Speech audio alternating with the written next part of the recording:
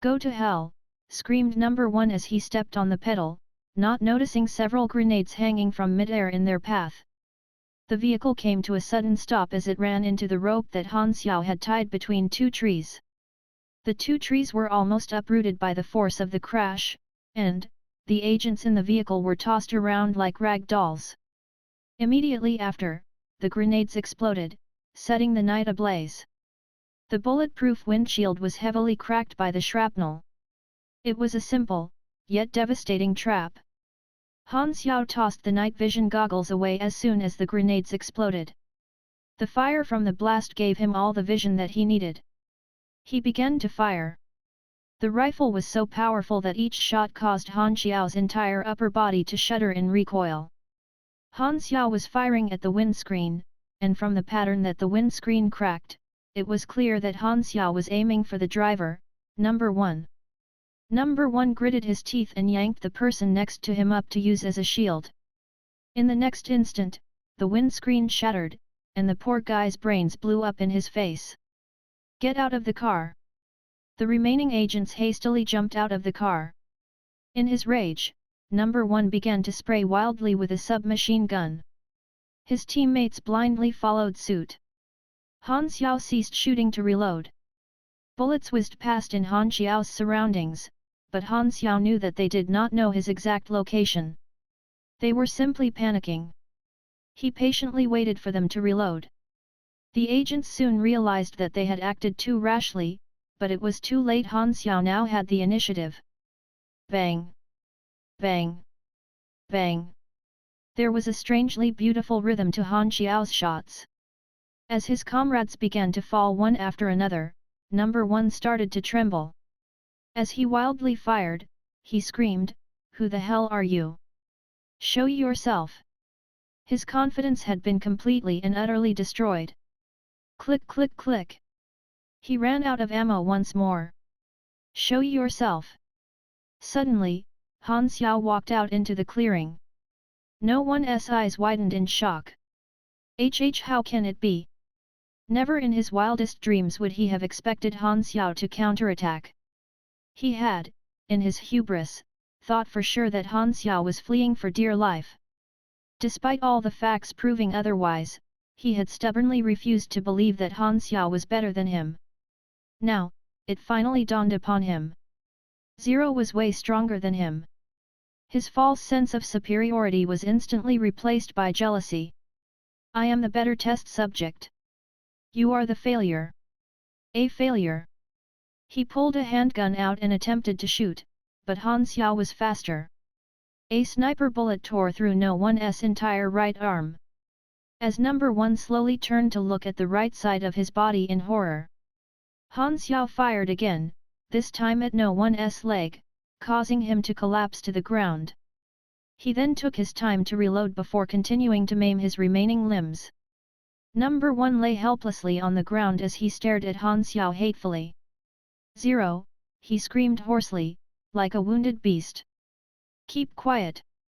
Han Xiao strode forward to number 1 to give him a vicious kick in his jaw. Wanna know why I left you for last? Because I don't want you to enjoy a quick death. Number 1 was writhing on the ground, unable to reply. Blood was continuously spurting out of his wounds. Suddenly, the communication device on his severed arm lit up. A holograph of the leader appeared in mid-air. Zero, that's enough, he said. Han Xiao frowned.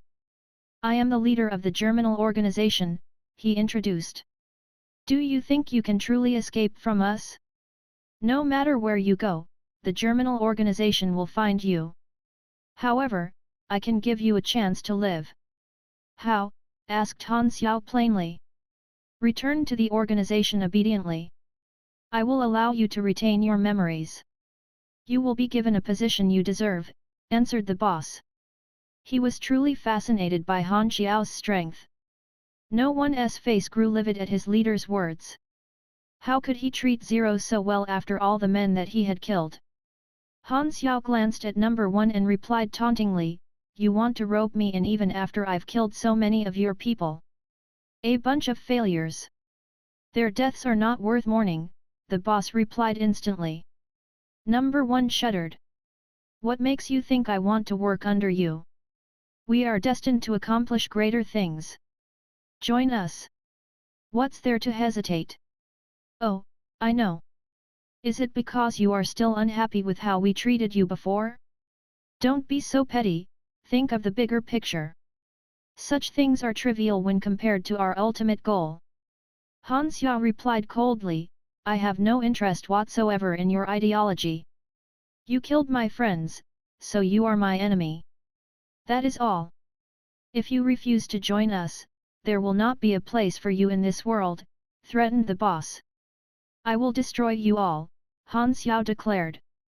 It was the only solution. The boss burst out in laughter.